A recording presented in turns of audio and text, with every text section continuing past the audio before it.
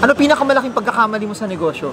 What are the things that should be a must for business owners? What if you don't have any parents, friends that are entrepreneurial? How can they become business persons if they don't know anything? What's the first person that they should hire? Kunyari, 5 years locked in.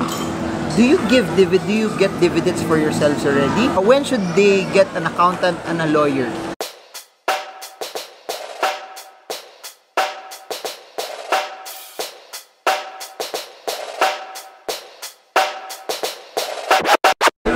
So hi guys, we just interviewed Francis Kong, Chinkitan, RD Roberto. This is all for Make Money, Grow Money this February 13 here in SMX Aura. Upstairs. Yeah. So, what can they expect from the seminar? Well, again, they can expect how to first make money through entrepreneurship. Is it the right thing for them? Is it the right time? And how they can grow the money they're making, the excess cash that they have through stocks and investment. And that's going to be Marvin's piece of the pie right there. So that's me first on entrepreneurship, and then Marvin right after. So that will be right here in SMX Aura, Feb 13. See you all there. Bye-bye. Ano pinakamalaking pagkakamali mo sa negosyo? Biggest mistake ever? My biggest mistake is I did not contact Marvin Germo early on. Because I could have made more money. No, biggest mistake would be siguro for now I can say is not working on some of the things that are a must as a business owner, and that's what are the things that should be a must for business owners? I think that's empathy. Kasi a lot of business people are, I can say a lot of the business people I know at least are like me. We're a very dominant personality. Heidi, shout out to Jason Law, DISC. So Heidi ay sa pangmayaman yun guys. Sobra. So same level with Shansi. So ranking ng mayayaman. Same level. Jason Law, Shansi. Clue guys, by the way, if you want to know paano malaman kung mayaman ng isang tao, the shorter their last name is, the richer they are. So, Law, C, ganyan. The longer you are, medyo delikado. Yung mga Buenaventura, ganyan, delikado na yan. So, the shorter it is, better. Sorry. I'll clarify it. Paano mo malalaman na sobrang yaman? Either sobrang ikli or sobrang haba. Pag nasa gitna ka, delikado. Yung mga Villa Vicencio, yun, mayayaman yun. Pag apelido mo, Go, No, yan, yaman yan. No. Pag nagpakasal, maikli pa rin. Sabihin sobrang yaman, Go, No, yun, yaman pa rin yun. So, that's a trick. Yun, Francis Kong, Chinkitan. You know they're rich because it's very short eh. Kasi, yun nga eh. Birds of the same feather like Sean that are rich flock together. Flock together. Mahaba ako. Germo, Germo, ganon. So medyo ano sa akin, ano pa lang, being born, the odds are against me already. Yun. So balik tayo. What if you don't have any parents, friends that are entrepreneurial? How can they become business persons if they don't know anything? Yeah. Well, entrepreneurship for me is not really by blood or by relative, no. It's more of a drive to really identify that there is a demand. There are needs that people want to fulfill. Like how do you say? Like, for example, yung pinaka-basic na lang, food, water, electricity, these are very basic needs. And who supplies them now? Big companies, utility companies. Meralco here for electricity, they're the only one. They're a very big company. Water, we have Manila Water, they're supplying water. It's a basic need. They're supplying it en masse. So they're making a lot of money. So business is all about supplying the need. You cannot be the next Meralco. You may not be able to be the next Meralco or the next Manila or Manila Water because they're sharks. They're gonna eat you up. But you can be someone who has a niche market and you can still serve that market because they have a need and you can make money out of it, and that's the essentiality of business.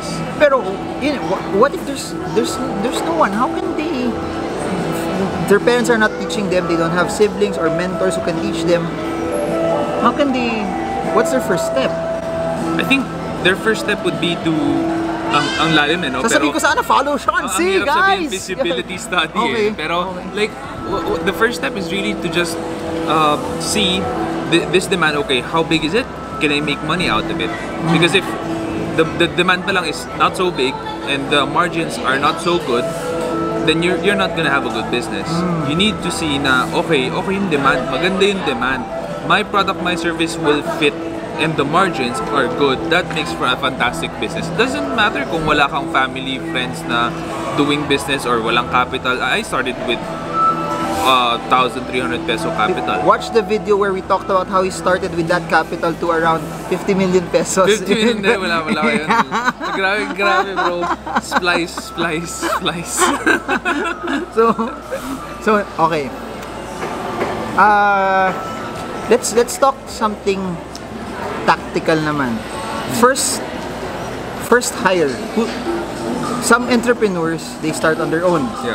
When they start on their own, it does well.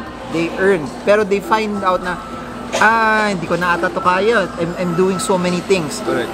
What's the first person that they should hire? Okay, it depends on the industry. So Okay. for me, services ako. Kaya yung first hire ko, dapat magaling. Okay. Kasi service eh. But if trading ka, you're buying and selling stuff, your first hire could be like an inventory manager or an accountant.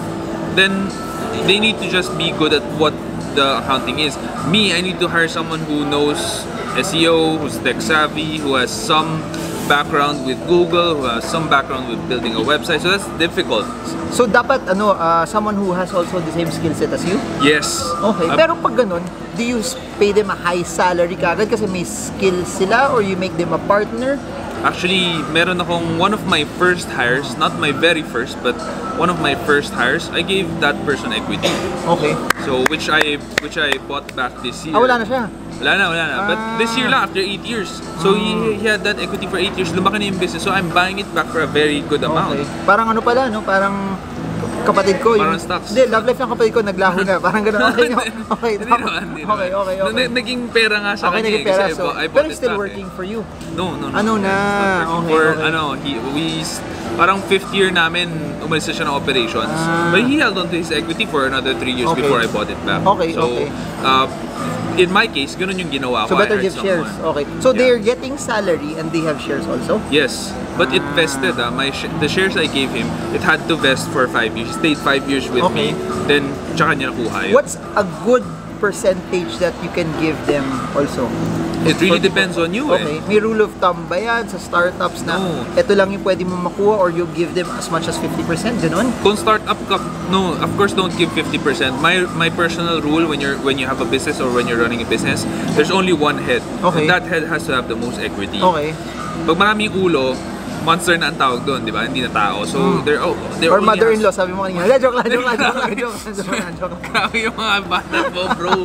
Lamp trip talaga to. Okay, tapos. So yun, there only has to be one head. It's either you or that other person. Okay. For me, my suggestion is give just the right amount of equity. So 5%, pwede 5%. na. Depende Okay. kung gaano kalaki yung business mo. Kasi pwede naman na sobrang pasimula ka pa lang. Okay. Eh ano naman yung 10%? Ano naman Okay. yung 20%? It's worth nothing. So when I was starting out and I gave equity to that person, kumikita na SEO hacker eh.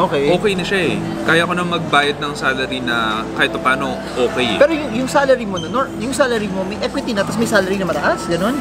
The salary, I was able to bargain because I put equity on the table. So I Okay. was able to bargain on the salary. Okay. Yun naman yung trade-off. But when they exit, who values yung amount nung per share niya? Because this guy is my friend, Okay. nag-ano na lang kami, parang gentleman's agreement agreement na lang. Oo. So parang there's no wala nang valuation. Wala nang valuation. This is Because how it's much the gonna company should be. complicate Wala na. things, it's gonna Okay. elongate it. Startup also. Kunyari 5 years locked in. Do you get dividends for yourselves already during that time? It depends on how you want to run. But for me, I did not declare dividends because for me, I would rather reinvest it in my businesses and make sure that they grow so that when the time comes na we're going to declare dividends, talagang yun yung pera na wala na kaming magawa dun sa pera. So yung 5 years na yun, your employee na nagkaroon ng shares, Yep. yung exit niya from him getting shares was only when he sold. Yes. When he sold na talaga. Yes. Okay. Because walang dividends. So services, rule of thumb, services get someone who's good, give them shares, and then pay them a certain amount of money also. Yes, that's one way of doing it. Or pwede bang para tipid shares na wala sa sweldo? Mahirap yun. Mahirap naman. How is he or she gonna survive? Isa sa mga rules ng finance, ng entrepreneurship yan. You have to pay your people a good amount so that they're not gonna worry about their family and themselves and what they're gonna eat about tomorrow. They're just worrying about work in your business. Okay, so startup, partnership, give them shares. Next is second hire. Abot tayo sa pang 100 hire. Hindi, joke lang. Second hire. Pero ito na lang. I'll change the question. When should they get an accountant and a lawyer? Kasi syempre that has costs eh. Some people who are starting, ako na lang magpa-file niyan, di ba? Tapos may mga taksubo pa ngayon, mas madali pang taksubo. Pero a client of mine. For self-employed. Hello, Ginger Arboleda. Shout out. So, for me, my suggestion, magkano ba ang law firm on retainer? Usually 10,000 pag startup ka. 10,000 per month. That's not a lot. If you're making just 10,000 a month with your business, that's not a very good business. So, talo ko ba ng fishballan? 10,000 a month? Mababa yung 10,000 a month. It's too low. If you're doing a franchise, is earning 10,000 a month, then sabihin mo dun sa may-ari ng franchise, pairam na ng lawyer nyo. Okay. Accountant, how much per month? May 7,000, may 8,000. Wag naman yung 800 pesos per month, no? Mga magikero. Mahirap yung ganyan. It's gonna come back to bite you in the ass. So, just hire a good accountant, good self-respecting accountant with good discipline, good follow-up.